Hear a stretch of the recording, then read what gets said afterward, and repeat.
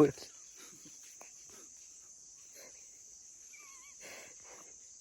โอ้เนี่ยสู้รอดเลยวันนี้จุงมาเม ปูซอยตับผ้ากิโลเดือดเลย รู้ป่ะ กว่าจะเลิกที่เรือไว้หา ช่วงตับผ้ากิโลเดือดอะไรล่ะขาเคียวขาเล็กกว่าเมื่อกี้ เขาอยากคนหมู่บ้านเลยเขาอยากคนหมู่บ้านเลยตะกุ่นเลย ปูตัวละตัวเดียว